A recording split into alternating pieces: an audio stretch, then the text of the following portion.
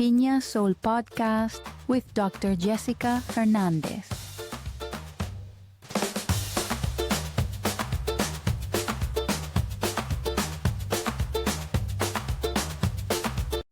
In today's episode, we have the opportunity to talk to Dr. Rocio Rosales Meza, a Chicana, Mexicana, seer, mother, spiritual guide, and initiated medicine woman with a Ph.D.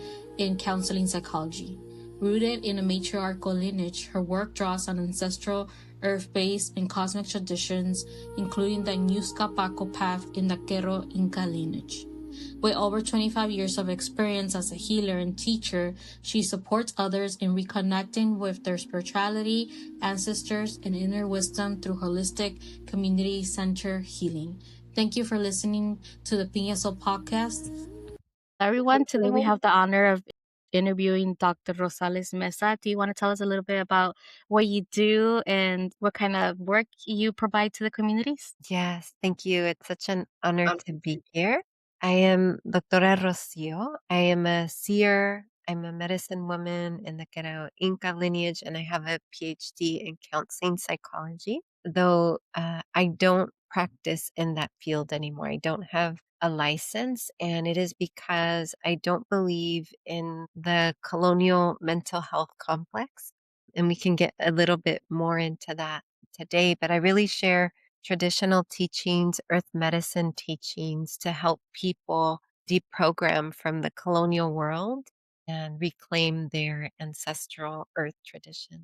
Thank you so much for joining us today. So, our first question is, how do you define decolonization in your own practice, and especially beyond academia and institutional language? You mentioned a little bit about getting a PhD and kind of, in a way, pushing back on, the ivory tower and everything that is institutionalized in terms of like language, such as, the term decolonization. Yes. So I agree with Tuck and Yang that decolonization is not a metaphor.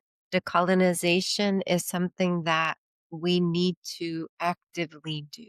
And so that means that in our daily life, we need to make choices that divest, push back on the colonial paradigm, on the colonial way of doing things. I think how I sort of can communicate it to people who maybe aren't in the realm of decolonization is in the ways that keep you separate from Mother Earth, that keep you separate from your spirit, that keep you separate from deep relationships with other people, particularly your family and your community, and from colonial capitalist patriarchy, as named by Bell Hooks as well. And so I truly see it as both an ancestral way of living, but also a new way of living. You know, I believe that our ancestors prayed us in to reclaim our ancestral ways, but also to bring forth creative ways, visionary ways for these modern times. Yeah, thank you so much for mentioning that. And I think discussing patriarchy and everything that's going on, right? How have you noticed things shifting, especially during these times? Like we see obviously more wars, more genocides taking place, and obviously sometimes, right, the root cause of that is patriarchy and also capitalism, which you mentioned. Do you think we're being pushed back on achieving decolonization as a society because of everything going on? These are very difficult times. And I think that, for anyone listening, if they've felt discouraged or they've been struggling, firstly, I want to say, like, me too, I have those days too where it feels so overwhelming because there is so much violence, colonial violence across the world. There is mass destruction to our Earth Mother and so many marginalized indigenous peoples that are facing direct attacks on their cultures, on their ways of life, on their own life. And so if we just focus on that, it can be all consuming and overwhelming and it can feel defeating, And that's the intention. I think that's by design. They want us to feel despair. They want us to give up. And what I also know is that this is sort of like the end of that paradigm. In my lineage and also in what I've directly received from the spirits is there are better times coming. There is a better future for us. This is the prophecy that many indigenous nations have shared, that the Q'ero Inca lineage has shared specifically. And so this is sort of us getting to that time. It's almost like waking us up, right? There's many indigenous peoples that have been calling attention to colonial violence for generations. And also, what I see now is because the violence is almost inescapable, you can't deny it, there are more people waking up to it. And there are more people, because of that, standing back, right? Standing up to it and confronting it and not allowing the injustice to continue. So I do see that happening. And so I want to invite people to see that the collapse of the colonial paradigm is happening. I think it's very beautiful that you acknowledge that you also have bad days, right? Because oftentimes people might think Dr. Rocio has it together. She's very grounded. And I think you are, but it's also that it does get to us, especially our mind and spirits. One of the things that you also mentioned is our relationship to land. And we're noticing that research, even though research is very Western constructed, is showing that as humans, we're losing our relationship with nature. There was a recent study, right, that said 60% of humans worldwide have lost a connection to nature. And that is a huge number when you think about 60% of the human population. So, in your view, what does it mean to be in relationship with the land and also to be in right relationship with the land, right? Because oftentimes we can say that, yes, we do have a relationship with the land, but that can be very extractive, doesn't necessarily mean that it's the most adequate way to relate to land. So what does it mean in your view to be in the right relationship with the land, especially the spirit and the community that the land holds? Yeah, thank you for this question. It's so beautiful and just makes me smile. So I view the land as our earth mother, right? Our mother earth. And I think that worldview is so important for us to begin to reclaim and for us to really accept, right? The norm that land, earth is not just a planet. She is our spiritual mother. And I think when we see the earth, the land as our mother and as a spiritual being, then maybe we can begin to soften, right? We can begin to soften and see why we have felt disconnected from her. We can feel why maybe it's hard for us to feel connected when we're only seeing her as the land or as a planet. And so beginning to enter that indigenous worldview of she is our mother earth, and it requires a relationship, a deep relationship. It requires reverence. It requires bringing offerings to her for me to be in relationship with her. And so you're so right. I agree with you that in the Western world, even when we see people, humans, wanting to have a relationship with her or protect her, it's still very emotionally distant. It's also extractive, right? We even see that in wellness spaces of grounding with Mother Earth, but we only take from her energy, we don't give to her. And so for me, being in right relationship is firstly acknowledging her as our spiritual mother, bringing offerings to her, talking to her to build a relationship with her, letting her know I want to remember a relationship with you. I want to build a close connection with you. I want to receive your guidance, right? And also to bring respect and reverence to her. And I think that in us doing that, we can begin to, I believe, shift the world, right? Because everything for me and for indigenous peoples, and you speak of this as well, it all starts with Mother Earth and our relationship to her.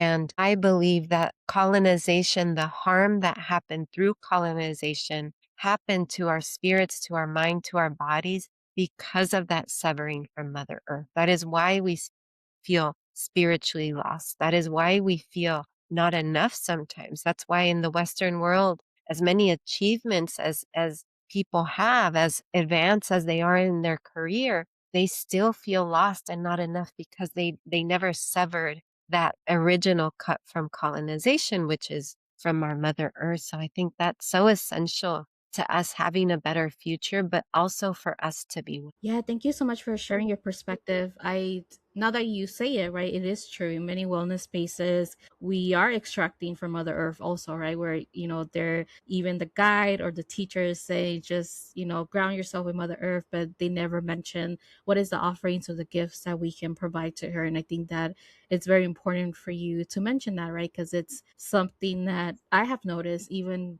doing yoga or going to meditation. It's not centering ourselves in a way that is reciprocal, right? It's only like, oh, let's ground ourselves in nature, but we never are asked to also think of what we can give to nature. And that's very important to mention as well. Thank you Yeah. for that. And thank you for sharing that. And I think that piece, I also want to call people into like that fact that you gave that 60% of humans feel disconnected from nature. And when we hear things like that, the truth, I think it's, we may also feel sort of like shame, right? Like, oh no, I'm not connected to nature.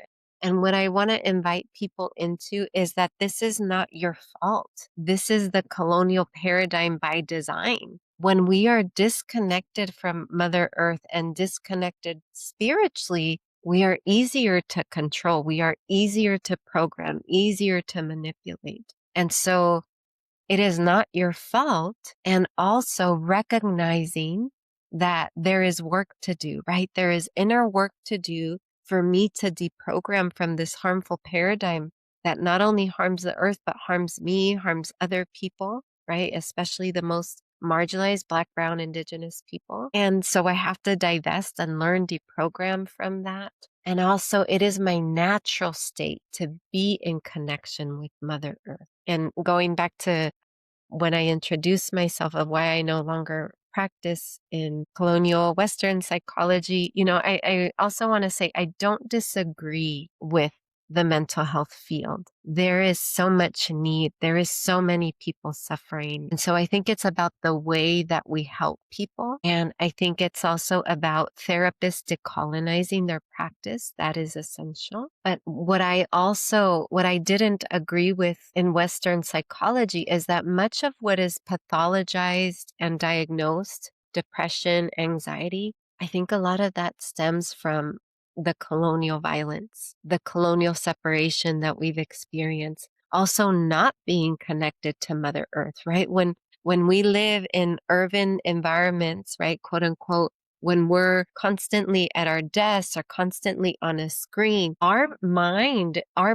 body is giving us signs like something is wrong because it's not our natural state to be on a computer, to be on a screen. Our natural state is to be in nature, to be with Mother Earth. And so I think if more people did that, developed a deeper relationship with Mother Earth, we would see less depression. We would see less anxiety. Yeah, thank you for mentioning that because oftentimes I even see myself like having more anxiety being in Seattle, right? Versus I get sometimes to travel around the world, even to go back to my homelands or even go as far as the continent of Africa, working with, local or indigenous communities. And my anxiety is gone, right? And people will assume that you should be more anxious because you are traveling by yourself, you're alone in a foreign country. But that is true, right? It's that in a way we are trying to survive in the city. And oftentimes there is, as you were mentioning, marginalized communities, right, that have to deal with more things than others. And oftentimes is that survival mode that makes it hard for us to go back and connect to nature or hug a tree when you're in constant fear and facing a lot of violence.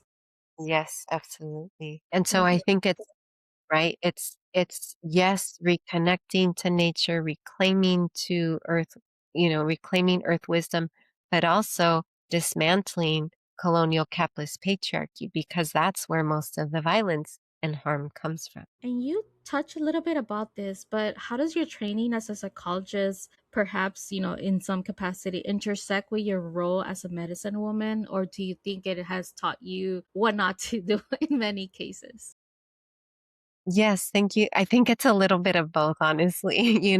I think being trained as a psychologist, also being a former professor, so living a long time in colonial academia did teach me a lot about what not to do and how not to learn, how not to teach, right? How not to live because, it was about 10 years that I had, after my PhD, 10 years in academia. And the reason why I left that world is because I developed a health problem. I developed a chronic disability. I had a health collapse. And then I was fired from academia. And then I was rehired and fired and rehired. And I finally said, no, I'm not doing this anymore. And so, yes, it has taught me a lot about how not to live because I was so unbalanced in that time. It was just about work. It was just about researching.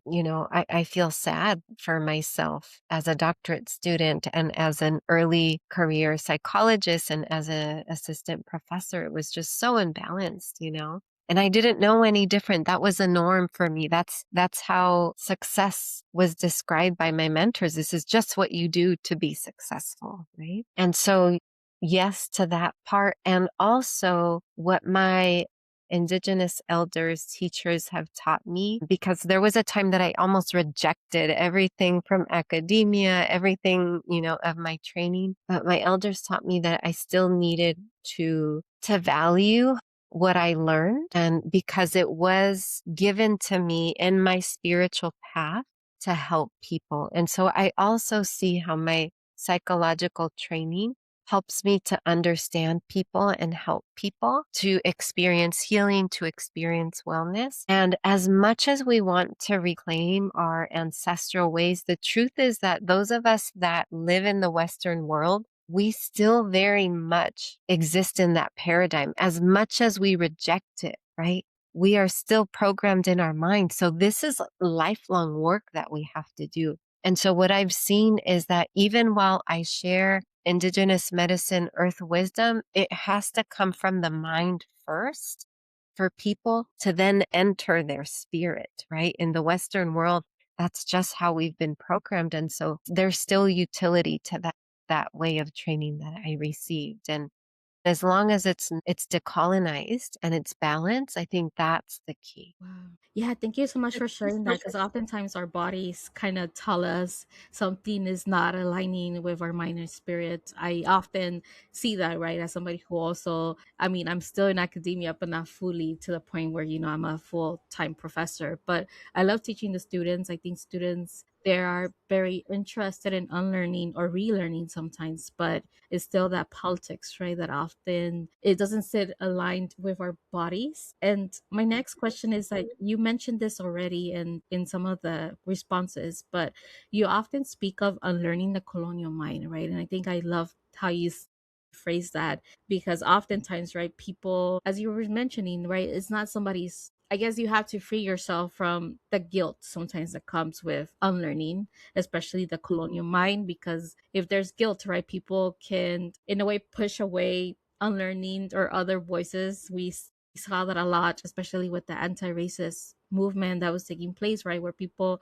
were being called racist, and as a result, they're closing their minds to unlearning that colonial mindset. But how does colonialism live in the body and not just in the thought? And what do you mean when you tell folks, oh, you have to unlearn the colonial mind as well? Yeah, I love that you introduced guilt here. And I would also add shame. A lot of people feel shame and guilt when they realize, oh no, I've learned these really harmful things, or I learned the colonizer's ways, and the colonizer is a really harmful, destructive legacy. And I want nothing to do with that. And so when I teach my students, I teach them that we must have both compassion and courage to unlearn the colonial mind, compassion with ourselves that this is not my fault. This is something that was programmed without my consent, right? Like I never said yes to this. And our ancestors that were colonized, they never said yes to this. And I think that's especially key for Black, Brown, Indigenous peoples. Our peoples were violently programmed, right? Like this was not, I'm going to give you these papers and this is how you learn our colonial ways. This was by force. This was through violence, destruction, death, genocide.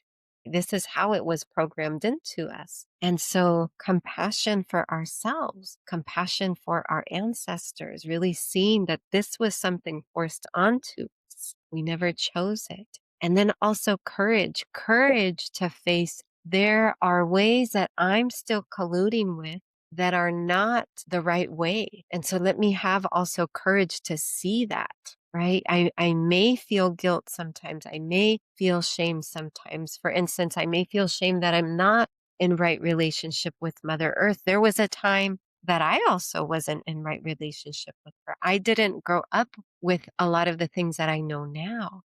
And so it was important for me to also be compassionate with myself. This was not by my doing. I think all of us, if it was up to us, would have kept those ancestral ways, would have kept those earth ways. And so compassion and courage is important. And when I speak of the colonial mind, again, I'm speaking about the ways that we've been taught to see ourselves as separate from the spiritual world, right?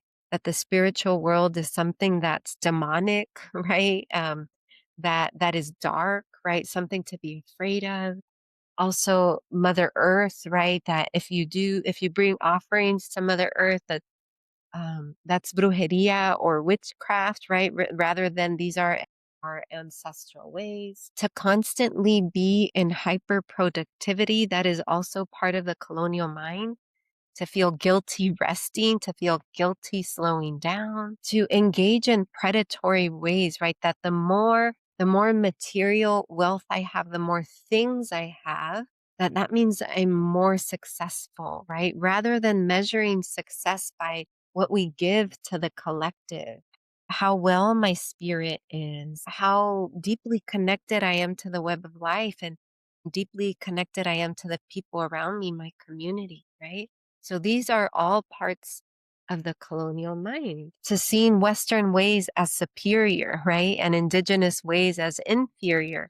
Indigenous ways of knowing, spiritual ways of knowing as inferior that are often devalued, right? The colonial paradigm taught us to do that. Of course they did, because if they teach us, right, what is success or what is the way to live, and we devalue indigenous ways, we're more likely to go along with it, right? So we're easier to control. And so that is part of the colonial mind. And your question about how does colonization live in the body?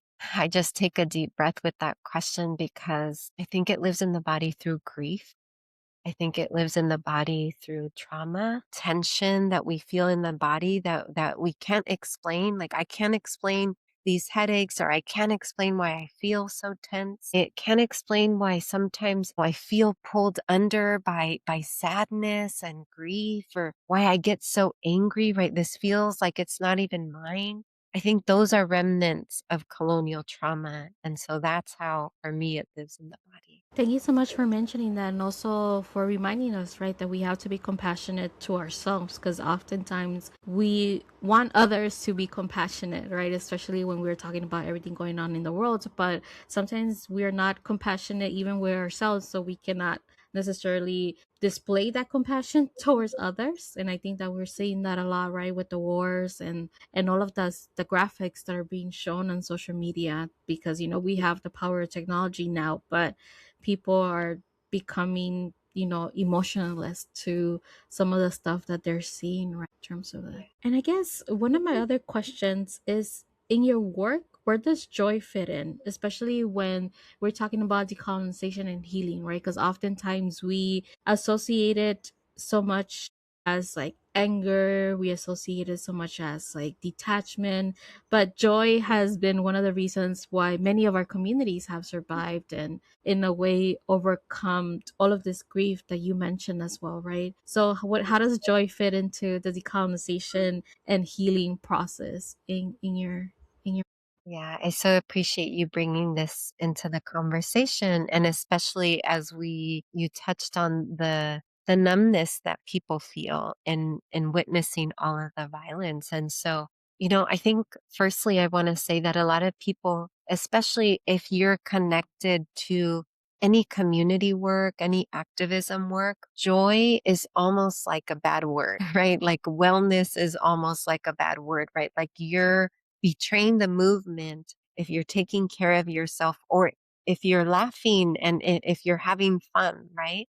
And so this is part of the survivor's guilt that often people feel when witnessing so much genocide, when witnessing colonial violence, when coming from communities that are being attacked by the colonial government and the colonial paradigm. And I've experienced this myself too. I think this is one of the things that I've struggled with most of my life, and especially post PhD. I felt such immense survivor's guilt because I came from a community where it was a dangerous place to live. Most people didn't pursue higher education. And that's not to say because they weren't intelligent, it's just they weren't given a chance. You know, nobody believed in them. And so I felt immense survivor's guilt. Like, why me?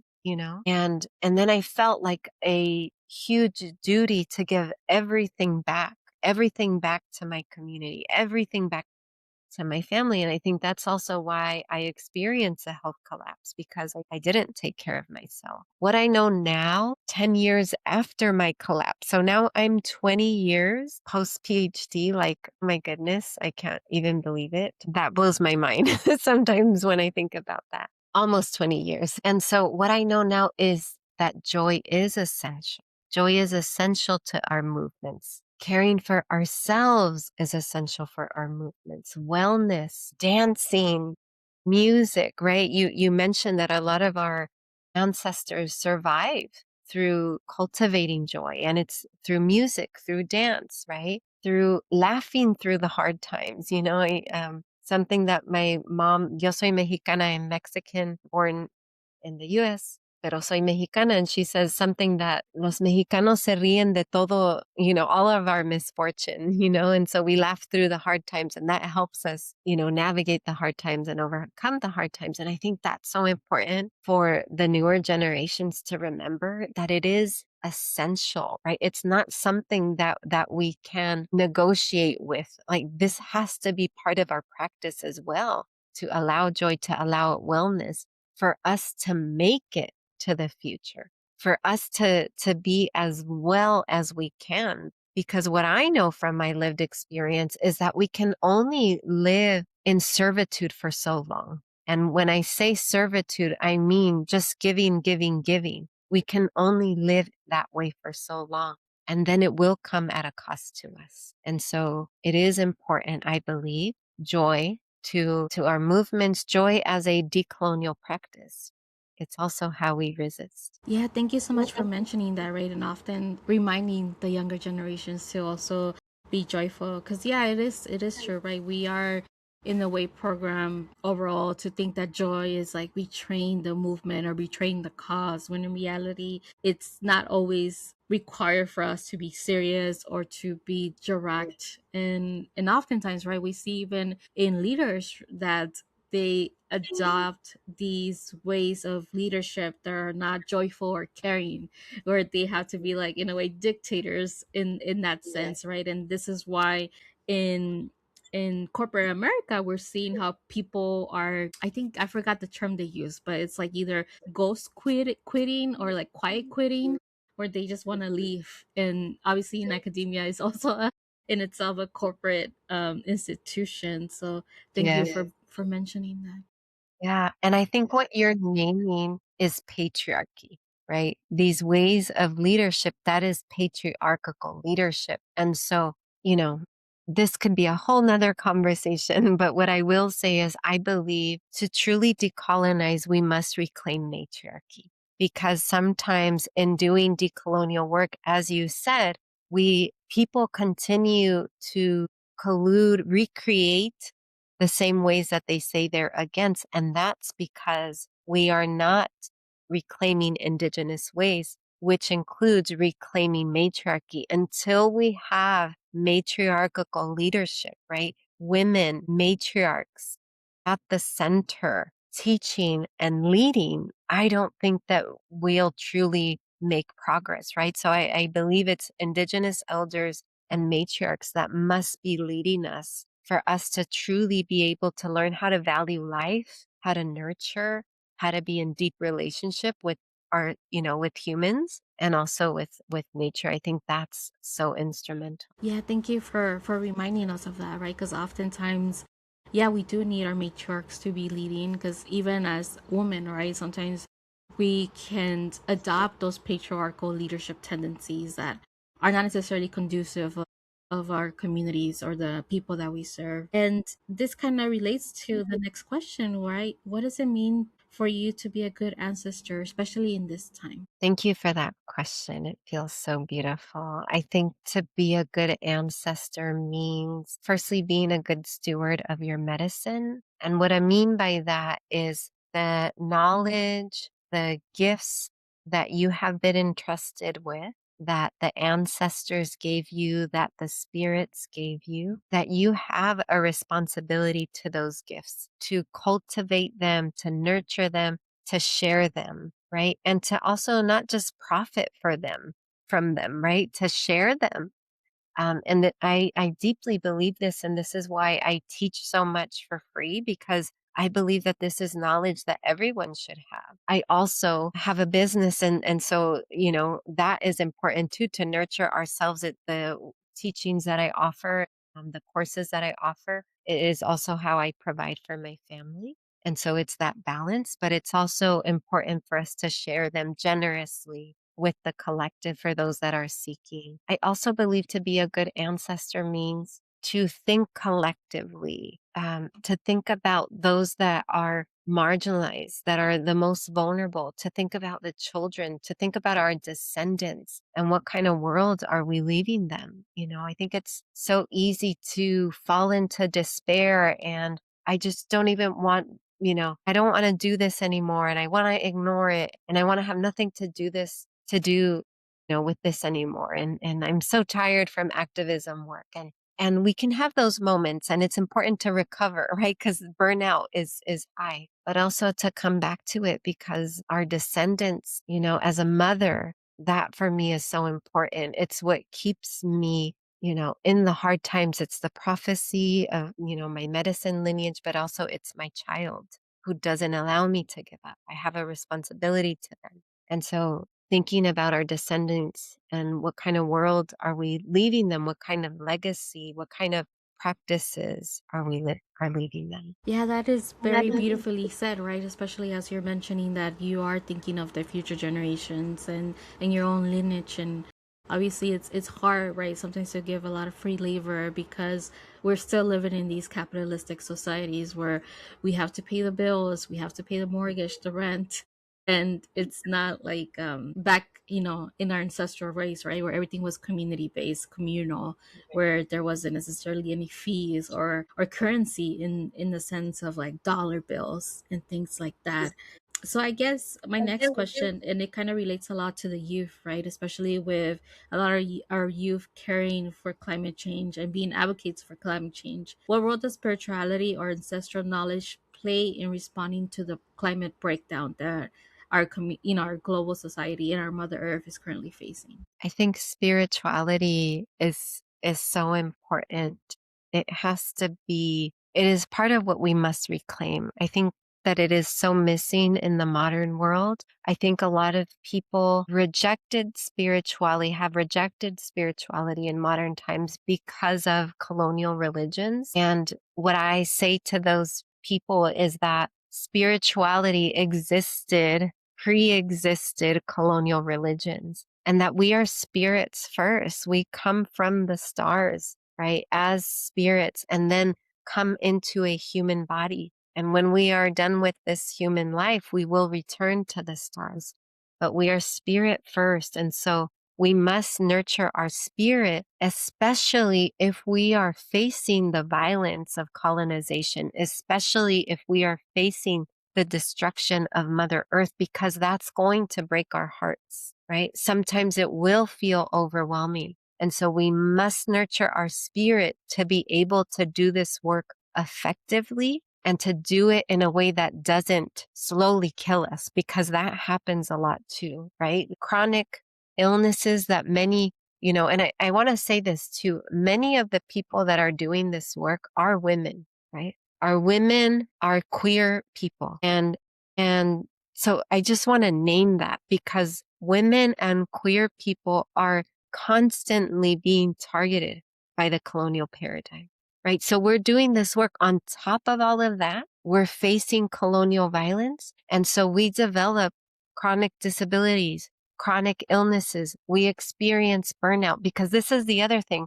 We're not just doing it as part of our work, we're also doing this nurturing work in our families. And so at one point or another, we're going to feel like this is too much. And so for us to be strong and well, we need to nurture our spirit, and we must nurture our body and our mind. There's only so much that we can do. We are not robots, right? Like, as big as our hearts are, as much as we care about these things, we're not robots. And so spirit first, because that's where we receive our strength. That's how we're connected to creation, to our creator, to the great mother. And when we're connected to them, we come more emboldened. We're more courageous. We're more loving. We can show up more fiercely, but also our body and our mind, because we are human. Thank you for naming that, right? Because it is true. It's mostly women and queer folks who are doing this work. And oftentimes there are other layers, right? Like, even if you bring this to social media, one of the things that we have noticed is that women, and this has been data, right? And queer folks are facing more digital violence and also facing other types of violence, whether it be gender based violence as well. One of the things that I wanted to ask you is, if someone is just beginning the journey of unlearning and reconnecting, especially to their spirituality, in a way decolonizing their mind, body, and spirit, where should they start? This is such a good question. I think it's first acknowledging that we are programmed, that we do have a colonial program operating in us. And so for me to reclaim spirituality in a good way, in right relationship, I need to unlearn the colonial ways. Because if I just move to reclaiming, I may disrespect indigenous communities. I may disrespect indigenous ways by taking practices that are closed, by taking practices that require apprenticeship, right? I may be extracting from Mother Earth. So I first need to deprogram from the colonial paradigm. Secondly, I believe you have to develop this deep relationship with Mother Earth. And so it's almost like reintroducing yourself to her, bringing an offering to her. And when I say an offering, maybe it's flowers, maybe it's a song, right? And truly speaking from your heart, I am here as your daughter, and I am here remembering that you are my mother, and I want to remember a relationship with you. I also want to ask for forgiveness for the times that I have not been in right relationship with you. And I just want to come to you and develop a deep heart to heart relationship with you. Please accept my forgiveness. Please guide me. Please open my heart, open my mind. And so I think it's starting from there. And also, I think a lot of people like search for teachers, right? And there are teachers there, but I think it's also about preparing yourself as a student. Like, am I even available to learn as a student? Like, am I going to respect the teacher? Am I open to receiving these teachings in a good way? And so I think that part is important. And the last piece that I'll share is to honor the calling that you feel. Because as much as I say preparing yourself as a student, I think sometimes people wait too long because they think like, oh, I want to do this the right way. I want to have all my ducks in an order. And so they wait too long. And I think that's also part of the colonial paradigm, right? Part of the colonial programming operating in them. Like I'm afraid of what I'm going to find out, right? And so it's just to answer the calling that you already feel. You feel called because your ancestors and Mother Earth are calling you home. And so just taking that leap of faith as well. Thank you so much for mentioning that. And you also offer courses, is that correct? Yes. Yes. I have the Prophecy School, which I founded and introduced this year, and much of my teachings are shared there. And so I offer decolonial teachings, how to deprogram from the colonial paradigm, how to not hustle and grind, right? Which is another big aspect, how to decolonize our work, decolonize time, how to reclaim our spiritual ways in right relationship, and how to deepen your relationship with Mother Earth, how to also learn other ways of knowing, more indigenous and spiritual ways of knowing, and to truly value them. And so thank you for that question. If those that are feeling called, inviting them to learn more. Thank you so much. And our final question, I think you kind of mentioned this, right? Where we have to, as a spiritual leader, right, you have to walk a certain fine line where you don't want to disrespect certain communities. And oftentimes in our Maya nations, we're often seeing how the cacao ceremony has been in a way packaged in where it's sold, and cacao ceremonies actually never existed in our communities. It's just that cacao is just a drink that we will consume during ceremony, but now it's being sold as a spiritual. So my final question is like, how do you hold accountability within spiritual or healing communities in a way that remains rooted in love and responsibility? And I ask that because oftentimes even as indigenous peoples, we might call that out in a way that it's not rooted sometimes in love or responsibility because we are angry. Obviously, something that is allowed, especially when you're seeing part of your culture being commodified. So I wanted to ask you that question.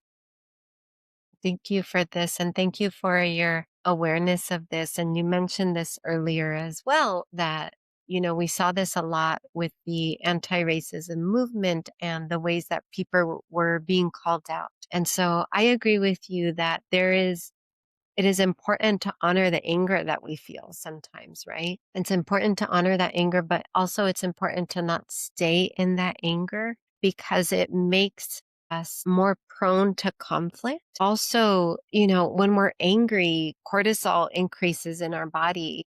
And so it also leads to illness as well. And so yes, to honor the anger, but to not stay in it. Yes, to calling out people that are doing, mass harm and that are abusive. Yes, right. I think there is a place for that. But the large majority of people, I believe, are not causing harm intentionally. I think truly what I've learned over the years, it's a function of the programming. And so they don't know that they're causing harm because harm is normalized in the mainstream in the Western world. And so if we truly want a future where we are going to make it, and I'm especially talking about the colonial United States, right? Like there are so many forces that are eroding our communities, that are eroding our coalitions, that are eroding our allyships. And that is, of course, they want that so that there is not this,